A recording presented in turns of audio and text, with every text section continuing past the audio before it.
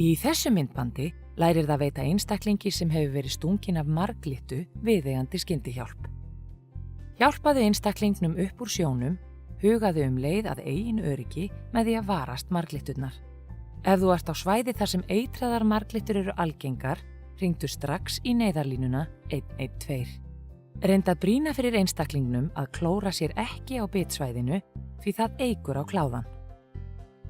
Skolaðu sárið með ediki til að draga úr eituráhrifum af stungunni. Ef þú ert ekki með edik við höndina, skaltu hylja sárið með blautum sandi og láta hann þorna. Síðan skaltu fjarlægja stingfrumurnar með því að skrapa þær í burtu til dæmis með greiðslukorti eða tímariti.